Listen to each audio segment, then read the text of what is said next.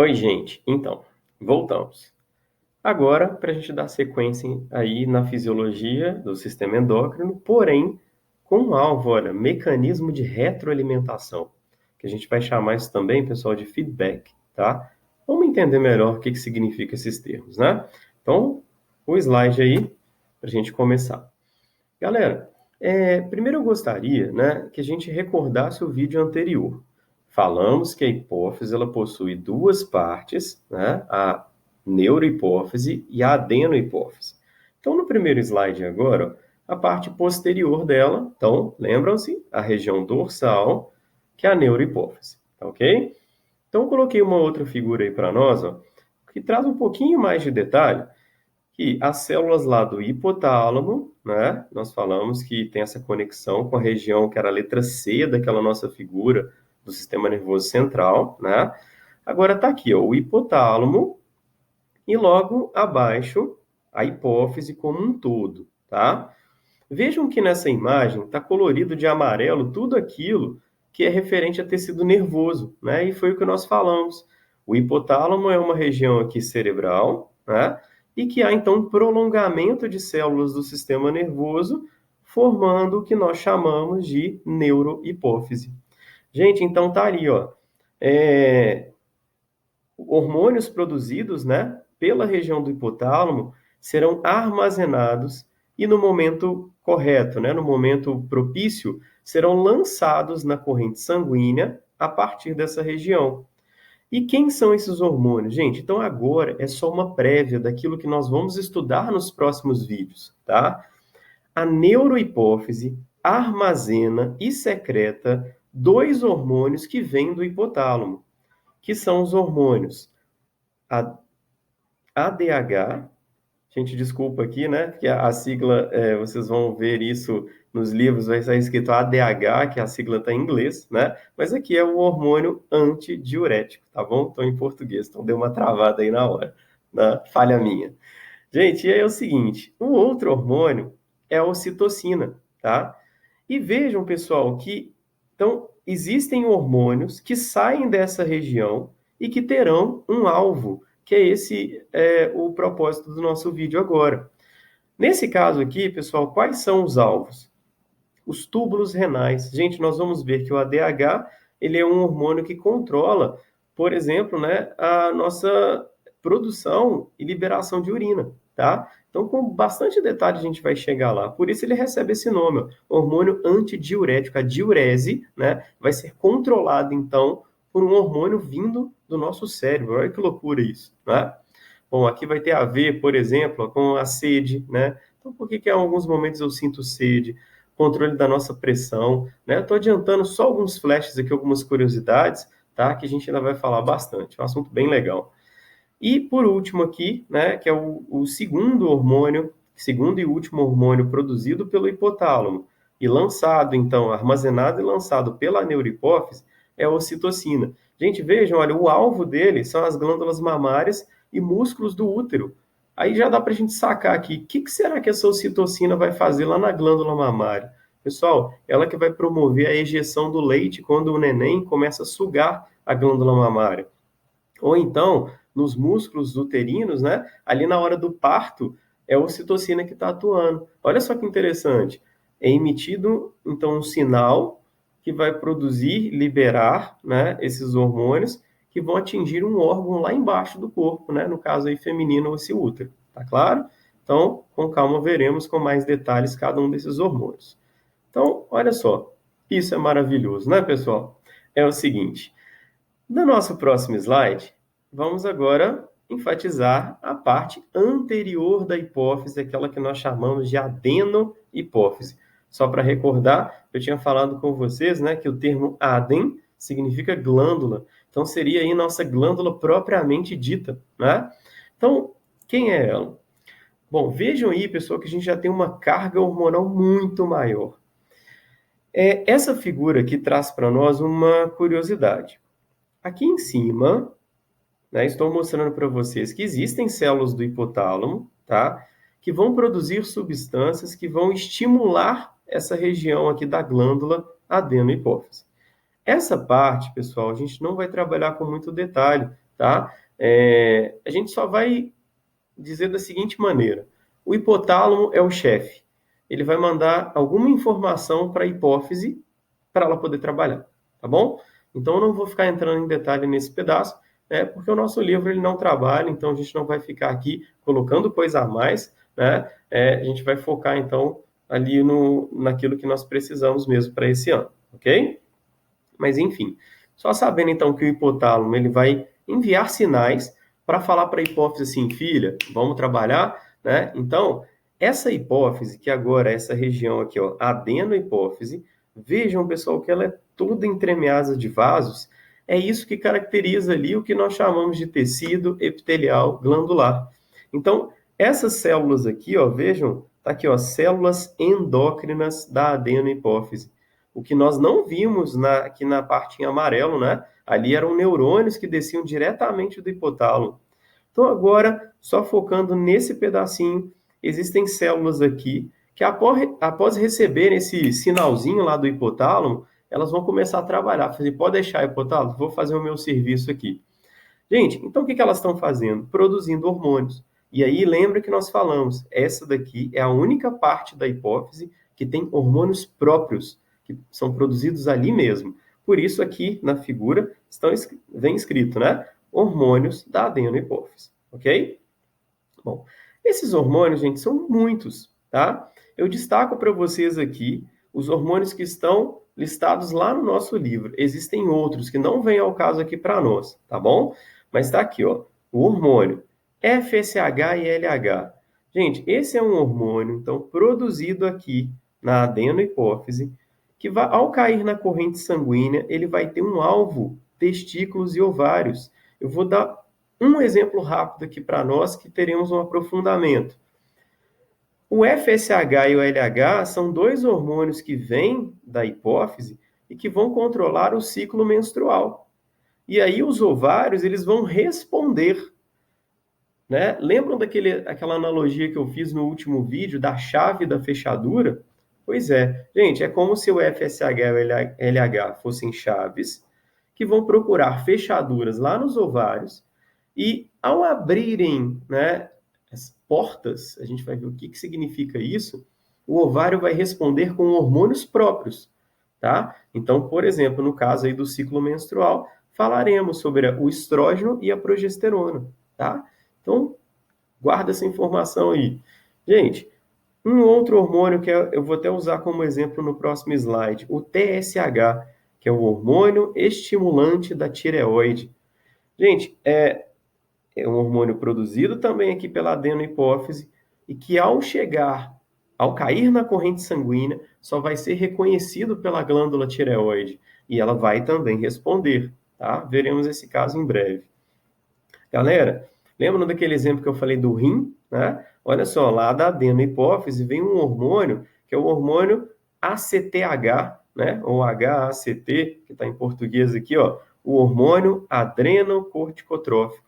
Pessoal, esse hormônio aqui, ele é importante para estimular ali a região do córtex da suprarrenal. Com calma também veremos o que significa isso, tá bom? Chegaremos lá. Gente, mais outros dois hormônios aqui, ó, que são produzidos por essa região, que é a prolactina. O próprio nome aqui já dá para a gente ter uma ideia. Olha quem que é o alvo.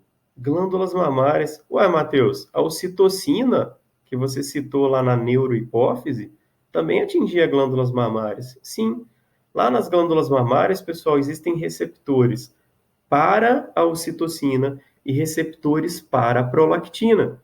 E olha o nome, galera, prolactina. É um hormônio que vai estimular a glândula mamária a produzir leite. Então vejam que interessante, ó. Vai ser uma resposta da glândula mamária que veio um comando ali da adenohipófise, ok? E para a gente terminar, pessoal, um hormônio extremamente importante para todos nós, especialmente para vocês jovens, né, que estão em fase de crescimento. Galera, o hormônio de crescimento, né, ele é produzido pela adenohipófise, ou a gente pode chamar aqui de GH, né, a sigla do inglês aí, de grow, tá? Mas é um hormônio que vai ser lançado na corrente sanguínea e tem como alvo muitas regiões do corpo. Por exemplo, os ossos, né, para fazer com que a estrutura óssea cresça, né?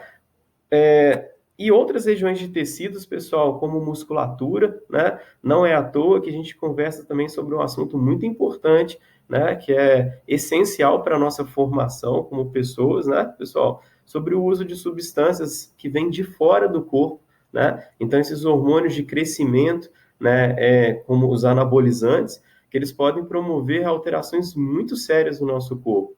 Mas o que eles estão fazendo, né? Quando uma pessoa injeta um hormônio desse no organismo, de uma forma muito acelerada e não benéfica, o organismo ele começa a ter estímulos excessivos. Por exemplo, crescimento exagerado de massa muscular. Aí fala assim, Matheus, para ficar forte. Pois é, pessoal, só que a gente tem que saber equilibrar as coisas, né? Então, saber que a injeção de um hormônio que vem de fora pode atrapalhar diversas outras funções do corpo. Então, a gente não entrar numa onda dessa, tá ok? Gente, então olha só, eu acho que é uma luzinha bem legal aqui para a gente começar, né? Entendendo que há uma riqueza muito grande nesse sistema, que a gente vai passar bem passo a passo, tá? Então não se preocupe. Então agora sim, nós vamos trabalhar com o título desse vídeo, né? Que falamos ali na introdução, que é um mecanismo de retroalimentação. O que significa isso? Vamos lá. Muito top, né, galera? Esqueci aí desse gifzinho, né? É um assunto bem legal, vocês vão ver. Gente, é o seguinte, o que é um mecanismo, deixa eu abaixar aqui a câmera, de retroalimentação ou feedback? Olha só, muitas glândulas, elas têm a produção de seus hormônios regulada por um mecanismo de autocontrole, conhecido como feedback ou retroalimentação, em que a concentração no organismo de uma substância que foi produzida, tipo um hormônio, ou liberado, vai controlar a sua própria produção. Gente, é um texto não muito fácil, né? Mas vamos entender aqui com uma figura. Vamos supor, galera, que olha, o hipotálamo que está em ação aqui, ele recebeu um estímulo. Eu vou partir aqui de algo bem prático, tá? Vocês já perceberam que na época de inverno a gente come mais? Pessoal, o estímulo aqui, ó, pode ser o frio, tá? O hipotálamo, gente, olha só, olha que legal aqui na figura, ó, o neurônio sensorial. A gente não falou isso sobre o sistema sensorial nosso, ó. Aqui vai ser um receptor, é um termorreceptor, que se localiza aqui na região do hipotálamo, que ele percebe que a temperatura do seu corpo está caindo. Pensa bem, galera, numa situação de frio, você está, né, até tremendo, é porque a temperatura interna do seu corpo ela está diminuindo. O hipotálamo, o que ele vai fazer? Ele fala assim, opa, vamos resolver o problema. Aliás, lá atrás, em sistema nervoso central, a gente tinha falado que o hipotálamo ele controlava a temperatura corporal. Tá aí, ó, olha a relação com o sistema endócrino. Gente, o hipotálamo, ele vai lançar uma substância, né, que a gente chama aqui de TRH, mas esse pedacinho aqui é aquele que eu falei para vocês que nós não vamos nos preocupar com esse nome, tá? É só pensar assim, o hipotálamo agora ele vai mandar uma ordem para a nossa hipófise, tá?